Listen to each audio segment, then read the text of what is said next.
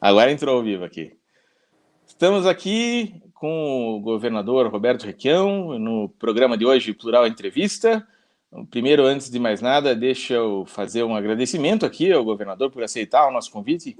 Bem-vindo aqui, governador Requião, bem-vindo e obrigado por aceitar o nosso convite para participar aqui do programa. Valeu, Galindo. Para mim, na minha posição, que estou reingressando no processo político, não existe nada melhor do que dar uma entrevista, principalmente uma entrevista num plural, num blog qualificado e inteligente como o seu. Tá certo, obrigado pela atenção. O que não significa que a gente não vai brigar no meio disso. Mas no começo sim, sempre pode acontecer. Mas então eu queria começar falando, governador, o senhor falou aí desse reingresso na vida política, né? O senhor, em 2018, não ganhou a eleição para o Senado, e daí eu falei com o senhor na época, o senhor disse, tudo bem, para mim, para fazer política hoje em dia, eu só preciso do meu celular e de acesso à internet, e faço as minhas lives e dou as minhas opiniões, isso para mim é a minha política. Mas agora o senhor, semana passada, voltou a falar em disputar a eleição, primeiro a eleição interna no PMDB, né, esse processo do partido que está rachado, e depois falou também em disputar a eleição para o governo do Estado. Queria saber em que pé que está esse processo, se é para valer isso e como é que está começando. Tudo que eu faço é para valer, Galito. Eu sou fundador do PMDB do Paraná. Eu sou o filiado número 1 do partido no Estado. Era aquele PMDB das classes populares, desligados dos interesses do grande capital, vinculado aos interesses dos trabalhadores, dos empresários, do pessoal que precisa de governo. Eu fui governador 3 vezes, eu fiz belos governos. Eu tinha 320 programas populares. Mas, de repente, o que eu vejo? O rato assume o governo num acidente político. Do Bolsonaro, essa confusão toda. Está quase no fim do governo dele. Não tem um programa de governo. Ele está tentando vender empresas públicas, vendeu a Copel Telecom, da internet. Com a Copel Telecom, Galindo, eu coloquei banda larga em 25 mil escolas do Paraná. A própria Copel administrava suas usinas com os cabos da internet. E eu, no governo do Estado, ligava, no fim de tarde, eu e o Heron Arzua, a internet e fazia um levantamento da arrecadação do Estado em todas as nossas delegacias da Receita. Agora, eles venderam a Copel Telecom e vão alugar agora cabos para as escolas, para a Copel e para a Receita. Eles deram de presente a Copel Telecom. Agora, eu não estou dizendo venderam por preço baixo, não é esse o problema. Não podiam nunca ter vendido. Você sabe, e eu sei que o mundo inteiro reclama pela possibilidade de ter uma banda larga à disposição da população. Nas escolas, nas praças, eu coloquei a banda larga para a agricultura no interior do estado do Paraná. Um agricultor tinha um problema, ele podia entrar no Google e verificar se era fácil uma solução. Acabou isso tudo. Estão vendendo ações da Copel agora. A Copel está tendo o maior lucro do mundo, 2,5 bilhões. Eles estão distribuindo esse lucro para os acionistas de fundos de pensão, sei lá, da Arábia Saudita, da Inglaterra, da França. É um verdadeiro horror. E se está tendo tanto lucro, significa que não precisava ter uma tarifa tão brutalmente alta. Então, é um governo de negócios para negocistas. E eu estou indignado com isso. E essa indignação aumentou quando eu vi que uma parte do meu PMDB, aquele pessoal que eu pus no diretório, lembra? Eu saí e indiquei alguns deputados mais jovens. Entraram no jogo de apoiar o Ratinho, apoiar o novo pedágio, apoiar a alta dos preços, apoiar a guerra com os professores, que acaba com a qualidade de ensino no Paraná. Eu quero ver a alegria voltar para a sala de aula e esse Paraná se desenvolver com um governo competente. Eu não vou falar nem em corrupção, mas a incompetência é rigorosamente absoluta. Então eu resolvi entrar nisso. E eu entregar o partido, estavam forjando uma convenção que não avisavam ninguém, eu entrei nisso. Fiz uma chapa e vou disputar. Eu não posso ficar no PMDB que eu fundei apoiando o rato. apoiando política contra a população, contra os agricultores, contra os comerciantes, cobrando imposto e fazendo negócios estranhíssimos do governo do Estado. Então, resolvi a luta de novo.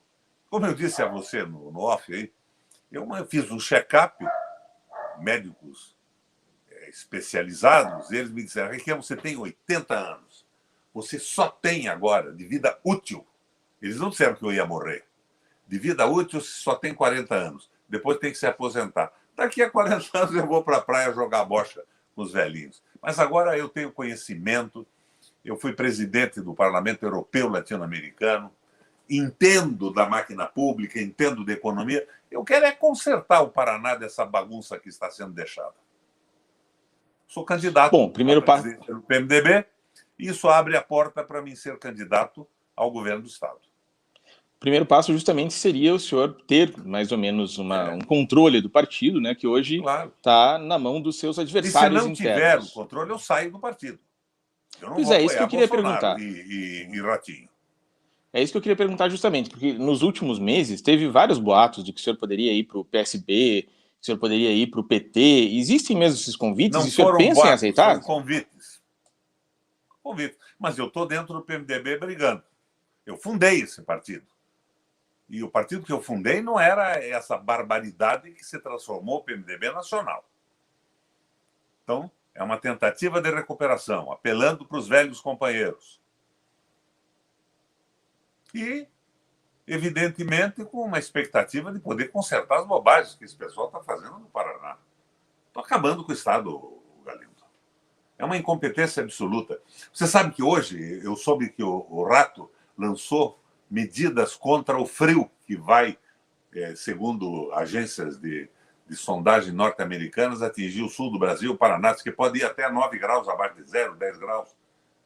E as medidas que ele tomou foram o seguinte: ele foi para o México, do México ele vai para o Caribe, vai para Aruba.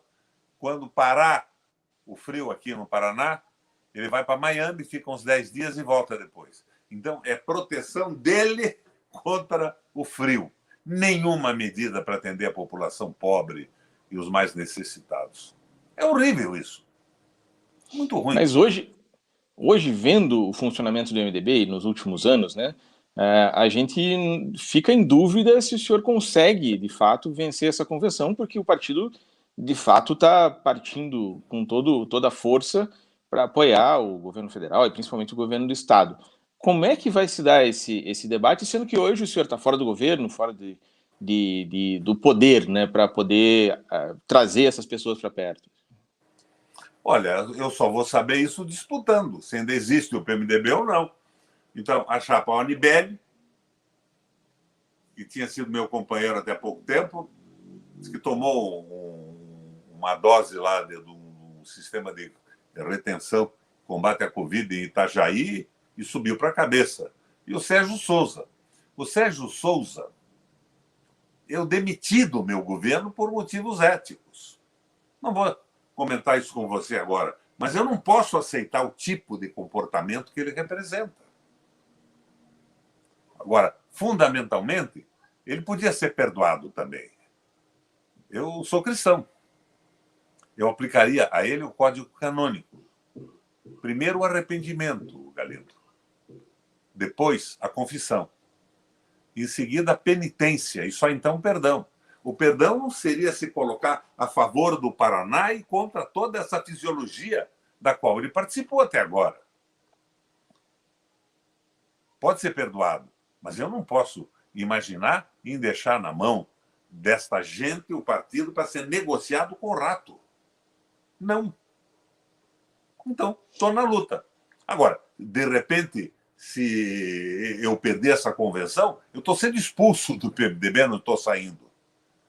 Eu não estou fugindo da batalha, da luta por princípios. Porque amanhã diz, não, você devia ter feito, ter acontecido. Não, eu estou fazendo e estou acontecendo. Vamos ver o que dá. O Breno Lopes, que está ouvindo a gente aqui, falou justamente se o senhor acredita que ainda há o PMDB velho de guerra, que o senhor sempre fala. O senhor acha que... Quem são, por exemplo, hoje os parlamentares do MDB que estão do seu lado nessa disputa? Bom, O PMDB estiolou na mão deles. Eu dei para a rapaziada o PMDB. O erro é meu. Eu que escolhi que eles dirigissem o partido um tempo. 208 municípios do Paraná não têm diretório. Eles estavam dissolvendo o diretório para montar comitê eleitoral, sem pensar na prefeitura, nos programas PMDBistas para a população do município. Então, vão ter que reconstruir isso. Agora, essa história de que não existe é bobagem. É uma bobagem igual, por exemplo, dizer que todo eleitor do Bolsonaro é um bandido, é um sujeito fora da realidade. O pessoal esquece que os eleitores do Bolsonaro, lá atrás, elegeram o PT 4 vezes, elegeram o Fernando Henrique, elegeram o Collor. Depende do nível de informação que a pessoa tenha. Democracia só existe quando tem informação. E imprensa livre. Você sabe disso melhor do que eu. Você saiu da Gazeta porque não podia ser um jornalista por inteiro. Uma mídia censurada. E a mídia do Brasil tem lado. Nós tínhamos que fazer uma reforma nisso. Não é estabelecer censura, mas é estabelecer o acesso das pessoas. Hoje a gente pode dizer que o Brasil tem imprensa livre. Tanto que você está com um blog aí, eu estou falando com você. Mas você não tem a liberdade de utilizar os meios massivos de comunicação que estão na mão da banca e dos grandes interesses econômicos. Então, a gente tinha que dar uma mexida nisso também, no governo, a partir do governo federal. Eu acho isso importante. Você sabe que eu sou jornalista, né?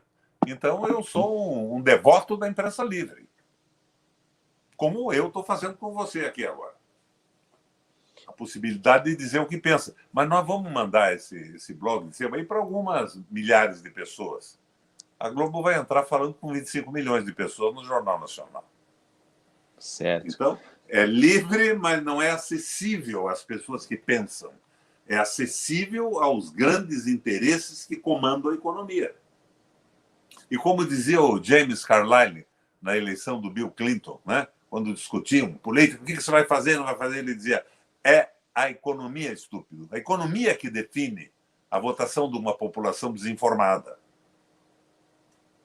E o Bolsonaro está morrendo pelos erros econômicos, não é só pelas bobagens que diz. É pelos erros brutais. Agora, aqui no Paraná, a gente tem a impressão, vamos supor que o senhor consiga retomar o MDB, né? Retomar o poder do partido para poder ser candidato. A gente tem uma impressão hoje, e não só impressão, vendo pesquisas e vendo a realidade do Estado, que o Ratinho hoje, nesse momento exato, tem uma reeleição, parece que bastante tranquila, né? Como é que o senhor imagina que pode enfrentar essa máquina de poder que ele montou? O Galindo, eu conheço o Ratinho. Eu não acho que ele seja um mau menino, mas não tem nada dentro da cabecinha do Ratinho. Ele não sabe o que está fazendo lá. Ele é governador, não conhece um dado do Estado. Ele está servindo aos seus financiadores de campanha. Será que o povo do Paraná está contente em pagar uma taxa absurda da Copel, quando a Copel está tendo um lucro da ordem de 2,5 bilhões e mandando para fora do Brasil e tomando da população, no meio de uma pandemia, num movimento enorme de desemprego? A mesma coisa com a Sanepar? Eu acho que o Ratinho, no início de uma campanha eleitoral, sendo eu candidato ou qualquer pessoa razoavelmente informada, vai para o espaço. O Ratinho é filho do ratão. Você acredita que eu não sou inimigo pessoal deles? Eu tenho aqui em casa um Jeep 51, que foi um presente do ratão. Eu estava lá em Jandaia, fazendo um roteiro como governador, para olhar as coisas, o que precisava e tal, e vi na beira de um rio lá um Jeep apodrecendo. De noite eu fui jantar e o rato foi jantar comigo. Eu não me lembro se foi na casa dele ou num restaurante. E eu disse, e aquele troço lá? Disse, é meu e tal, um dia eu vou arrumar. Se vem de arrumar, me manda de presente esse troço que eu arrumo. Ele, uns meses depois, o Ratinho levou lá em casa, tive que assinar uma compra, né, um valor simbólico de R$1.000, e não valia muito mais do que isso. E daí eu comprei peça nos Estados Unidos e tal, reformei. Hoje eu tenho um GP 51, beleza. Então, a minha relação não é uma relação de ódio, mas é uma relação de tristeza com o que estão fazendo com o Paraná. E nós temos que acabar isso, temos que mudar esse jogo. Eu fui governador, você lembra? Panela cheia, financiamento barato para os agricultores, fundo de aval com equivalência em produto, para o agricultor que tomava o empréstimo em vez de ter correção monetária, equivalência em milho.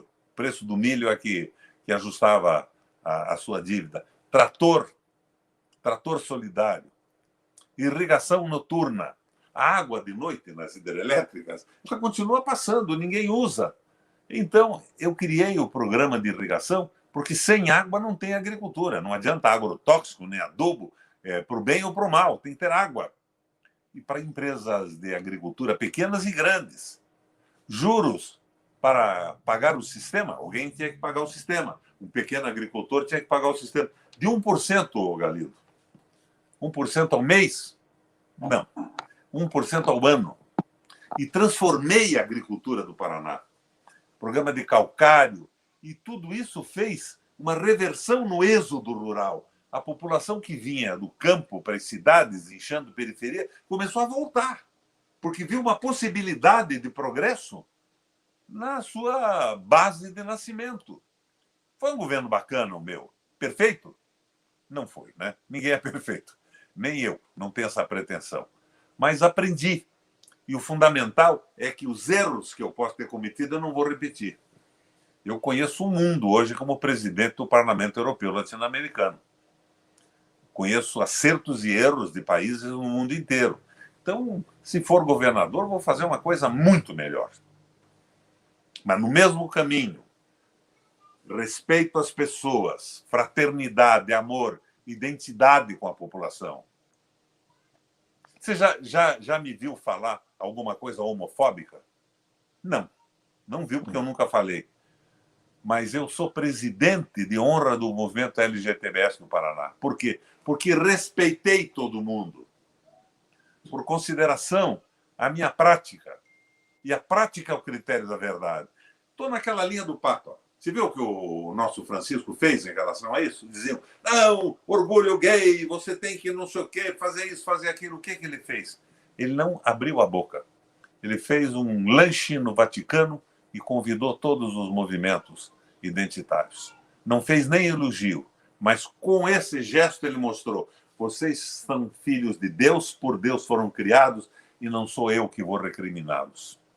Como Papa da cristandade, eu os amo. Troço bacana, bonito. Eu mandei para você ontem no teu WhatsApp uma entrevista do padre Lancelotti em São Paulo. Achei o troço genial o que ele disse. Dá uma olhada, eu vi que você não abriu ainda. Você anda preguiçoso. Governador, tem uma pergunta aqui do André Orlandi. Requião, de que forma mobilizar verdadeiramente a população contra os representantes da elite que aprofundam a desigualdade no nosso país? Eu acredito que nós temos que ter uma proposta nacional nessa eleição. E essa proposta vai comover o Brasil de uma forma muito ampla. Ela tem que ser uma proposta aristotélica. O Aristóteles falava em ato eficiente ou ato meio, é aquilo que modifica a realidade.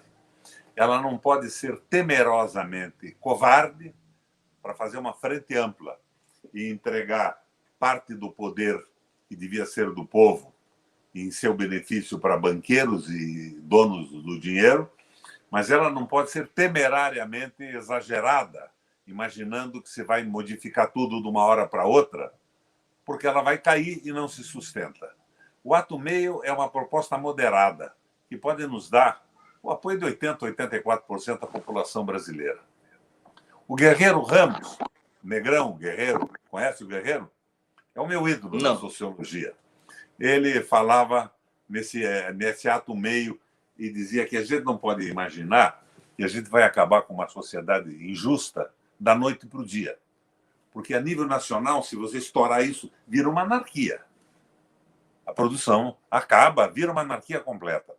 Você tem que criar um governo de transição, dando a oportunidade para a população discutir modelos econômicos, políticos, de administração, através do processo eleitoral. Eu estou nessa linha. Eu quero abrir a possibilidade do Brasil pensar no seu futuro. Bom, a gente, já que o senhor falou de política nacional agora, né? a gente tem eleição ano que vem e o atual presidente, possivelmente, se bem que ele andou dizendo o contrário agora nos últimos tempos, mas possivelmente é candidato à reeleição. O senhor falando comigo um dia desses, antes da gente entrar no ar aqui, o senhor falou que acredita que o Lula já é o próximo presidente do país. É isso mesmo? Como é que o senhor vê essa situação? É uma leitura de pesquisas de opinião. O Bolsonaro provavelmente não será candidato, e se for candidato, não vai para o segundo turno. É bobagem demais acumulada. Ontem eu abri a internet de manhã, tinha uma sonora do julgamento do Bolsonaro lá atrás, quando ele tentou dinamitar estações de água para fazer uma oposição ao próprio Exército Brasileiro, queria modificação de salário e tudo mais. O que o ministro do Supremo Tribunal Militar diz dele é uma verdadeira barbaridade. Isso tudo vai começar a vazar. E ele diz muita bobagem. Eu conheço o Bolsonaro, eu fui senador, ele estava lá. Ele é um sujeito medíocre, é esperto. E é apoiado por toda a mídia, se elegeu não indo a debate, se elegeu com aquela história do Guedes, né? O posto Ipiranga. Ora, o Guedes já mostrou que ele é uma nulidade também, né? Ele não é um economista, ele é um cara a serviço da banca. E a banca quer ganhar dinheiro. Eu não estou dizendo para você que a banca...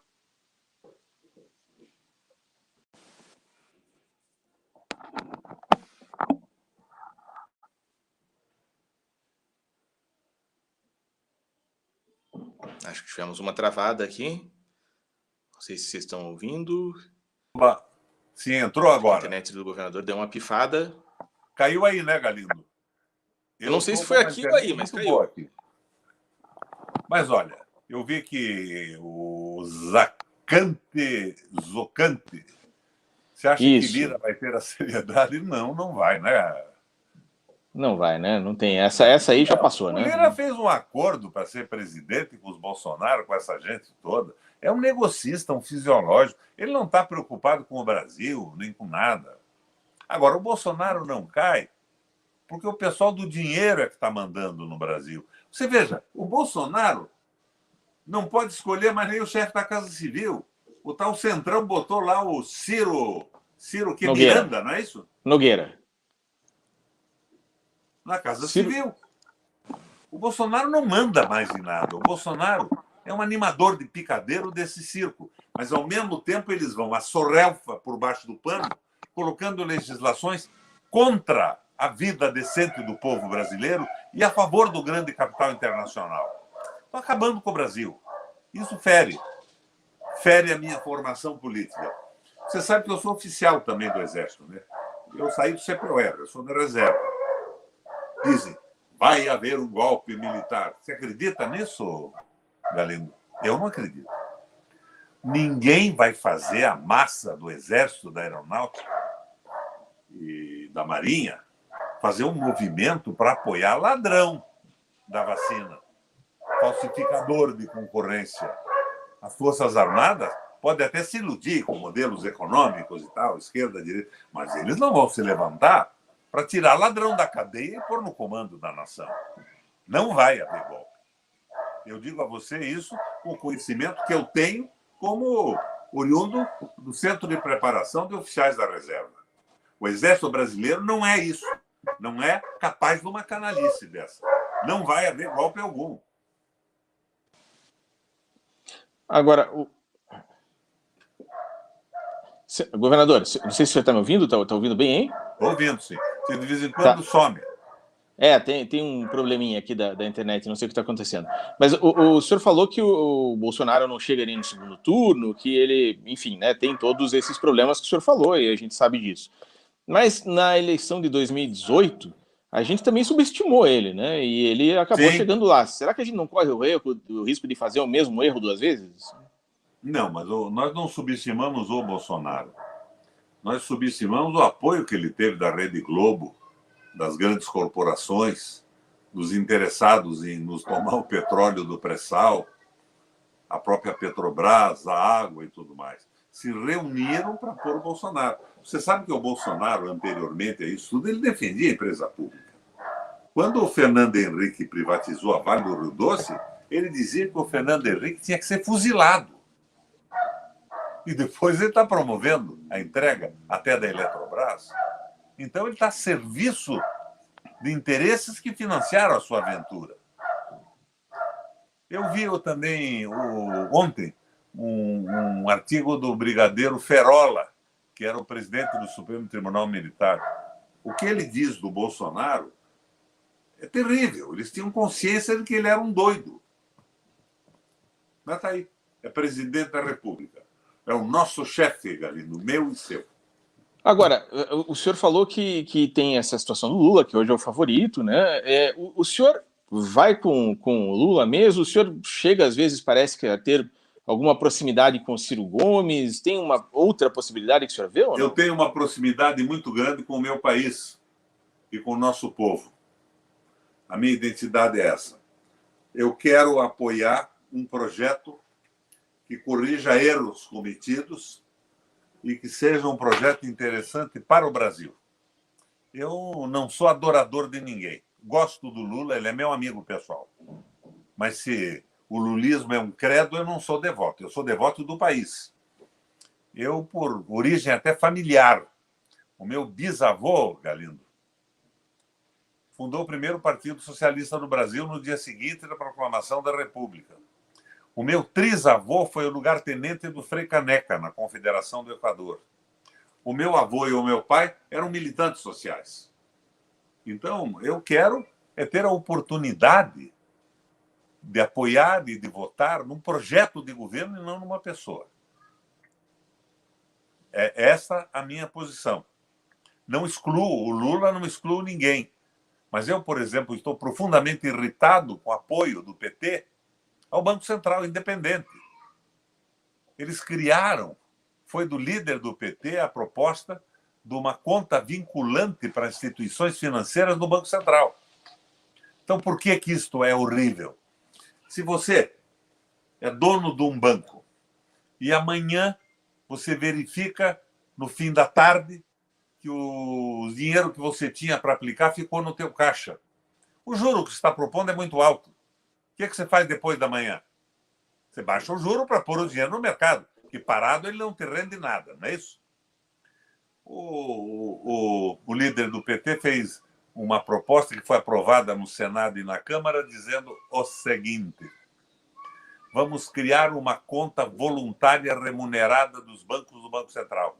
Então, se amanhã te sobra o dinheiro, no fim da tarde, você não deixa ele descoberto nem de noite. Você pega o teu computadorzinho, toca lá e aplica no Banco Central, num juro pactuado entre as instituições financeiras e o Banco Central. E você sabe que hoje o dono do Banco Central é, de uma forma global, a instituição financeira no Brasil. Então isso é uma canalice horrível. O PT aprovou isso. São essas coisas que me deixam meio balançado na minha posição. Mas eu vou apoiar o candidato que tenha o melhor compromisso para o país. Eu estou com um problema na câmera aqui, botando a minha imagem aqui para... Aparece um outro sujeito aí no teu lugar. Você é muito mais bonito que ele, hein? É um barbudinho. Tá certo. A gente tem duas perguntas aqui. Eu não consegui decorar o nome da pessoa aqui, perguntando o que vou ler primeiro aqui do Michel. Michel Orana dizendo qual é a proposta do Requião sobre mudança climática. E antes, a pergunta aqui era... Esse sujeito está me homenageando, né? Minha Por quê? proposta para mudança climática. Ele está me transformando em Deus. Não, mas imagino que seja... A mudança climática é combater o aquecimento global, o fim das florestas. A floresta amazônica tem que ser mantida, não pode ser transformada num negócio como estão querendo esses negocistas do governo federal fazer. Mas como governador do Paraná, o que um governador do Paraná poderia fazer para ajudar? O que eu fiz? O que eu fiz? Eu fiz o maior reflorestamento do mundo. Eu fui homenageado numa reunião na Alemanha pelo projeto de reflorestamento que a gente tinha feito. Eu criei mais parques. Eu criei parques que depois com o Lerner foram diminuídos. Mas nós temos que fazer a preservação, que é o futuro da nossa espécie. Nós humanos precisamos da natureza para sobreviver. Estão pretendendo acabar com tudo para viabilizar um negócio de vender gado e deixar meia dúzia de pessoas ricas em fazendas que não dão emprego para ninguém? É importante o agronegócio no Brasil. Tem que ser mantido. Eu apoiei. Mas é importante a gente cuidar da natureza e cuidar das pequenas propriedades. Você sabe que no Paraná, no meu governo, eu lembro desse dado, 92% das propriedades eram pequenas e médias, sem nenhum apoio do governo. E nós conseguimos até, como eu disse a você no começo da nossa conversa, reverter o êxodo rural, dando condições para as famílias produzirem e viverem bem da sua própria produção, do seu trabalho. É possível fazer isso. Agora, se você perguntar o que eu vou fazer com o clima, meu Deus, eu não sou esse cara. O João Paulo Domingues pergunta aqui se o senhor pretende ser candidato a alguma coisa. Acho que não deve ter visto o começo aqui, né? Além que do o senhor falou já que vai ser... Sim, eu tenho a intenção de ser candidato a governador do Paraná. Por isso que eu preciso do partido. E antes a pergunta aqui era sobre o convite do PSB. É lógico que o senhor não pode falar no momento se aceitaria, não, posso falar, caso derrotado. Recebi o convite, mas eu estou na briga interna do partido. Mas a pergunta é, o que o senhor pensa do PSB, do PT, se fosse um dia sair do partido do MDB? Assim? Não escutei. Se o senhor fosse um dia sair do MDB, o senhor tem uma preferência para algum outro partido, pelos convites que recebeu? Um partido que tenha uma proposta positiva de resgate dos direitos dos trabalhadores, do crescimento econômico, de apoio às empresas brasileiras, tenho sim. O partido que tiver isso, que apresentar isso na sua proposta. E o senhor pensaria, por exemplo... O PMDB que eu entrei era o Partido das Classes Populares. Estava escrito no programa que eu ajudei a redigir. Partido das classes populares desligados dos interesses do grande capital. Não é mais isso. O processo eleitoral de escolher candidatos ricos aqui e ali acabou com isso. Agora, eu estou resgatando essa ideia no PMDB do Paraná.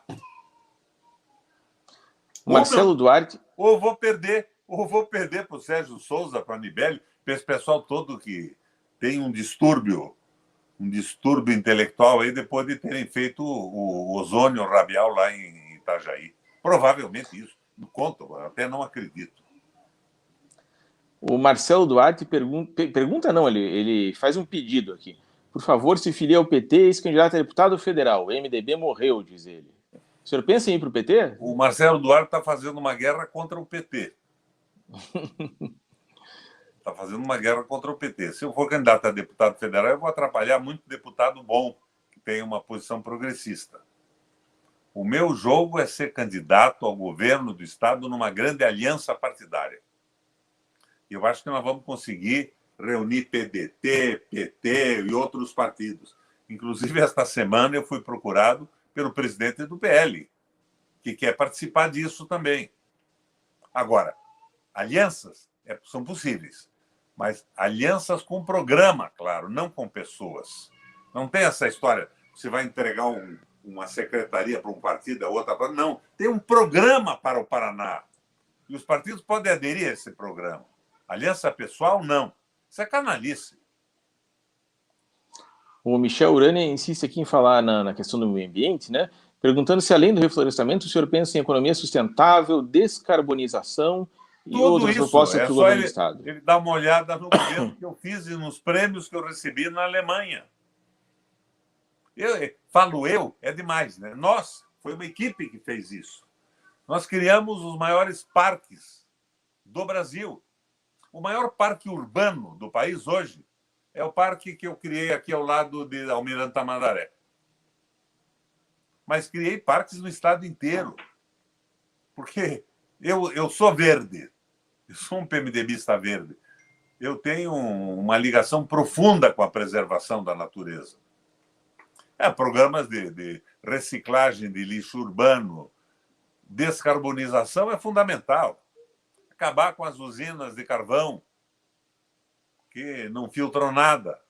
Nós temos que começar a pensar em outras energias, energia solar. Olha, para satisfazer aí o Michel Urânia, a Alemanha está fazendo agora um programa que grandes proprietários de terra, limítrofes, 3 proprietários, eles podem ser autorizados a botar uma torre eólica de vento. E essa energia pode servir para suas propriedades e pode ser vendida para o sistema nacional. Caro demais. A Alemanha está descontando do imposto de renda que eles pagam o preço da energia. Então, eu acho que caminhos são esses, permitir a energia solar nas casas. Eles dizem, não, a Copel vai perder dinheiro. Vai perder dinheiro para mandar para a Arábia Saudita, para Dubai, para a China, para a Rússia, para a Inglaterra, para a Espanha, para fundos de investimento? Não. Você, quando está permitindo isso, está aliviando a empresa pública da demanda da sua carga. É bacana o troço. Outra pergunta aqui do João Paulo Domingues. Como o senhor vê a aparente repressão às manifestações contra o governo, inclusive em Curitiba, e como avalia que o governo da posição... Desculpa, aqui está difícil de ler. Como avalia que o governo de posição deveria lidar com a questão assegurando o direito de manifestação? Eu fui governador 3 vezes, companheiro. Não me pergunte isso, olha o que eu fiz. E as manifestações que estão tendo hoje, eu tenho participado pessoalmente delas todas. A prática é o critério da verdade. Não preciso dizer nada, porque o que eu penso eu realizei como governador. O senhor falou de brincadeira ali no começo, né? Voltando à questão da eleição, né? O senhor falou de brincadeira aí que tinha feito exames e que disseram que o senhor só tem mais 40 anos de vida útil, né? É lógico que caso o senhor venha a ser candidato, caso consiga que o partido aprove a sua candidatura, etc., uma questão que vai ser levantada é que o senhor acaba de fazer 80 anos e, em geral, isso é um tema de debate. Teve, inclusive, o debate em relação ao Joe Biden por causa disso, né? Nem considero essa asneira. Como é que o senhor está de saúde? Como é que está essa situação? Né? Está vendo aqui. Estou com 80 anos, com um corpinho de 44.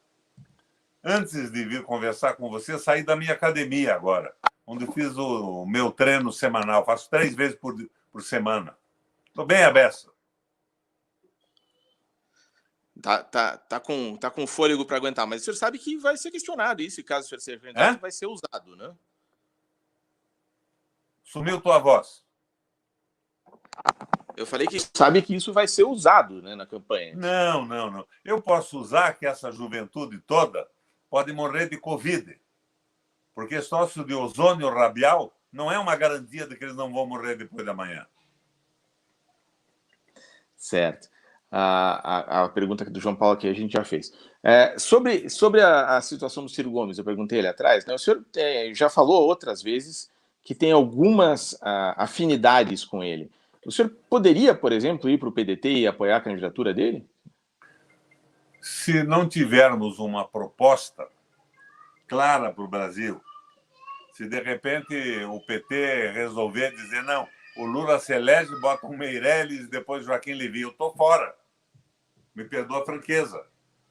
Mas eu acho que se pode evitar isso. Eu, quando critico o Ciro e quando critico o PT hoje, eu estou fazendo uma provocação, não é uma crítica destrutiva, na esperança de que os princípios sejam recolocados, que os erros não sejam repetidos e que nós tenhamos uma proposta de transição para o Brasil. Valorização do trabalho, restabelecimento da soberania, desenvolvimento sustentável. Isso tudo é fundamental. Uma reforma tributária decente e a retomada do desenvolvimento econômico. O Brasil é um país maravilhoso. Por exemplo, eu fico chateado quando dizem não, o Brasil não pode emitir moeda. Tem que primeiro poupar para depois emitir.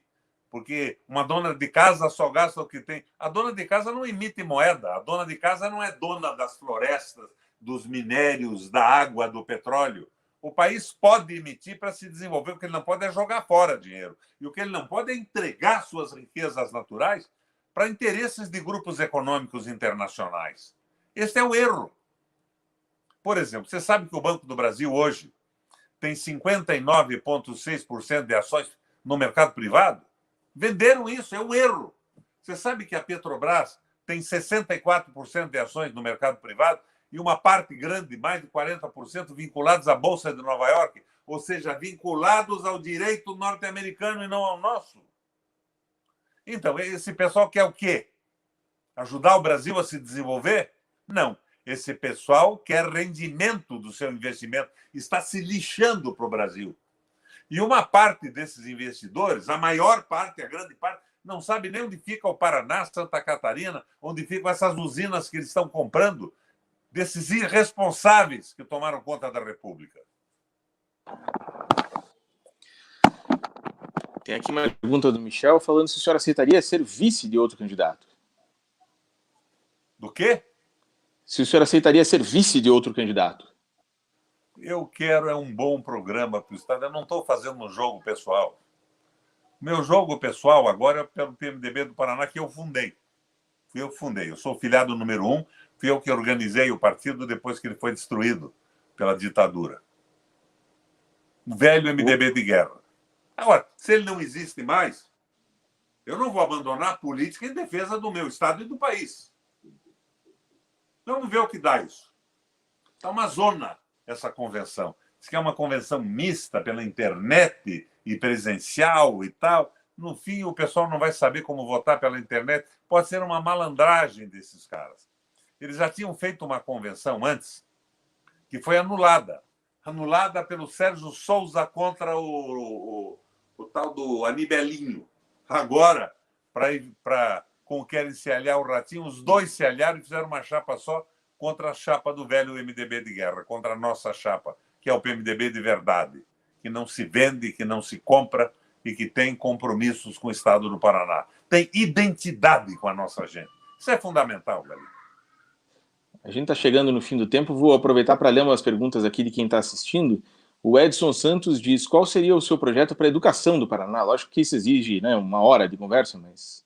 Edson, dá uma olhada em que eu fiz pela educação. Criei a formação continuada dos professores para melhorar a qualidade de ensino. Preparei as universidades para reformarem professores. Dei uma pausa na carreira dos professores para eles se reciclarem no processo educacional e melhorar o ensino. Construí escolas, equalizei o salário de todas as universidades que estavam uma verdadeira zona. Eu vou fazer o que eu fiz melhor. Que mais experiência eu tenho. Deixa eu perguntar Devolver aqui. a alegria para a sala de aula.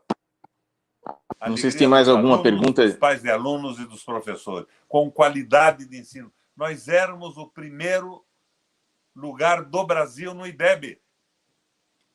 Hoje nós estamos aonde? Com esse rato mandando na educação e agredindo professores. Absolutamente ridículo isso. Rafael Machado pergunta se seria possível uma aliança programática no Paraná com o PT e também o DEM. Eu acho que é possível uma aliança programática com quem quiser aderir à proposta que nós vamos fazer. Eu Inclusive já disse o DEM. a você que eu sou cristão. Eu acredito no arrependimento, na confissão, na penitência e no perdão. Uma aliança trocando secretarias e espaços para fazer um jogo liberal contra o povo do Paraná é impossível. Mas a aliança em torno de um programa a favor do Paraná é desejável. Agora, se é possível ou não, pergunta para o DEM se eles vão aderir a uma aliança progressista. Se aderirem, serão bem-vindos. É um problema, né? Aqui no Paraná, além do PDT, que o senhor falou, que não é um partido tão grande, e do PT, que certamente poderia ir com o senhor, tem mais alguém? Nós temos feito aí um programa de televisão que o Ismael montou, teu concorrente, Ismael Moraes, que nós chamamos de Geringonça, que é um acordo à moda do acordo de português das oposições progressistas. A participação tem sido de pessoas de 13 partidos. Está respondida a tua pergunta. Os partidos agora, grandes? Aliança programática, Rafael. Você perguntou corretamente. Nada de negociata de cargos e posições. Paraná não merece isso mais. É certo, governador. Eu não sei, talvez até tenha mais perguntas aqui, mas a gente tinha combinado de tomar 45 minutos do seu tempo. Está exatamente aí no que a gente tinha programado. Eu queria, antes de mais nada, agradecer aqui a sua participação. E, lógico, fazer tipo debate aqui. Se o senhor tiver umas considerações finais para falar, por favor, fique à vontade. Considerações finais é que nós vamos à luta pelo nosso Estado. Eu tenho uma experiência brutal de administração pública. Eu fui prefeito da capital, fui governador 3 vezes, e você lembra a aprovação dos nossos governos. Depois veio esse tsunami de Bolsonaro, essa loucura toda aí de corrupção, todos os partidos corruptos. A corrupção tomou conta do Brasil. Eu me entusiasmei no começo com o Sérgio Moro, até que eu vi que o Sérgio Moro estava fazendo o jogo dos interesses econômicos, geopolíticos dos Estados Unidos. O pessoal de direita ele não processava, ele tirava do processo, proibiu o Ministério Público de colocar o Fernando Henrique Cardoso na roda. Não, é nosso amigo. Não, não. E me decepcionei completamente com isso tudo. O problema que nós temos é que olhar para frente agora, ter um programa e companheiros que não repitam erros.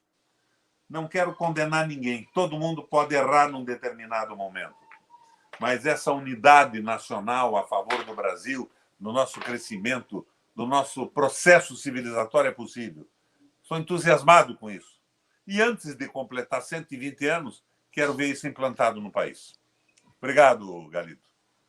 A gente que agradece, governador, pela sua disposição em falar aqui com o Plural. A gente tem feito esse programa todas as segundas-feiras, então semana que vem certamente estaremos aqui com outro convidado. E o senhor, mais para frente, aí, com a eleição, a gente certamente também vai voltar a conversar mais perto aí da disputa para ver como é que o senhor está na campanha do ano que vem. Obrigado pela sua atenção, obrigado pela audiência também de quem está com a gente aí. Valeu. Eu estou transmitindo o teu programa também no meu Facebook. Então, nós vamos somar as nossas audiências hoje. Um abração. Valeu. Um abraço, obrigado. Até, tchau, tchau.